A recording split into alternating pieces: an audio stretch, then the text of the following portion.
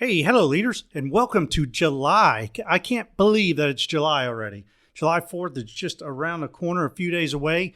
And, today I want to talk about bad decisions because as leaders, we have to make decisions every day. And all of those decisions aren't always the best decisions. But I'm going to tell you today, and I'm going to give you an example of a bad decision that actually had great results in the end. So this is going back to the vault. It is originally from season 1, episode 111, and I think you're going to enjoy it. Here we go. Hello, leaders. Have you ever made a poor decision and regretted it for a very, very long time? Or maybe you're still regretting it. Well, if you have, or if you're going through that right now, today's episode will unpack how we as leaders can set ourselves up so we rarely ever have regrets again. Welcome to Run to Your Challenges. This is the 5-minute leadership show delivered to you 6 days a week that's designed specifically for mid-level leaders and team leaders. Every day I discuss a different leadership challenge and offer you encouraging tips to help you and your team run to your challenges. Hey, before I begin, don't forget to subscribe so you'll never miss another episode. Okay, let's talk about today's challenge of leadership regrets. So I'm going to do today's episode a little differently. I'm actually going to tell you about a recent conversation I had with the leader just this past week and how the topic of regrets came up. The leader I know told me that he was very hung up on a decision that he made in the past. Basically, he had made a decision about 2 years ago and he was still regretting it. I mean, to the point that every time a similar situation comes up, he is reminded how bad of a decision he made, and it's really stressing him out every day of his life. I talked to him for a while, and this is how our conversation went in regards to regrets. So I asked him if he had learned anything from that bad decision, and if so, what? He said he had, and he told me specifics about how he processes decisions much more thoroughly now. And he says his decisions are a lot better quality. Then I asked him if he had made similar bad decisions since that one bad decision, and he said no, not even close. So I asked him why he thought he hadn't made similar bad decisions, and he told me that he had never stopped regretting that one bad decision, and there was simply no way that he was going to live with another similar regret.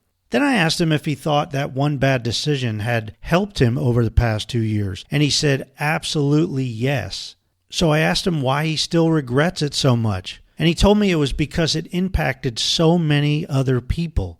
He actually told me that it impacted his entire team, and it took them about 6 weeks to recoup from his one bad decision. He also said that many of them supported his decision, even though it turned out to be very bad for all of them. I asked him to explain that a little bit further, and he said that although the bad decision hurt them and made them do a lot more, and it took them 6 weeks to recoup, they were able to embrace it and come together closer as a team to overcome it. He said they actually came up with several new processes because of that one bad decision, the decision that he still actually regrets nearly 2 years later. So I asked him, in lieu of all of that good stuff that he just told me about that happened after his bad decision, why is he still regretting the decision? If his team is more productive and closer as a team than before his bad decision, maybe that bad decision was actually exactly what they needed. Now, he sat there and thought about that a while, and he didn't give me any response, but his smile told me that he saw my point. He realized if it wasn't for his misfortune and that one bad decision, his team may still be at the level where they were before that bad decision, and his company probably wouldn't be doing as well as it's doing today. Hey, I tell you all this to make one point. Don't beat yourself up too badly whenever you make a bad decision. Pick yourself back up and apply what you've learned. If you are an influential leader, your team will have your back when things get tough. Believe me, I've been there and I've done that.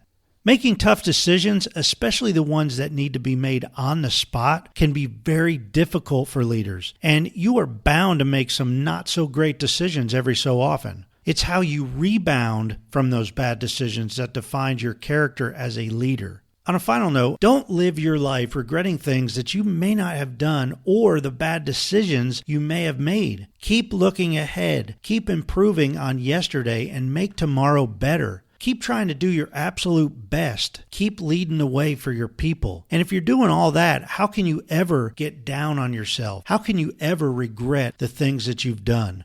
The things that we regret may actually be our greatest opportunities. Well, I hope you enjoyed this episode. You can always contact me via email at Paul Grau, that's PaulGrau, at currentleadershipcoaching.com. Thanks for listening, and until tomorrow, run to your challenges.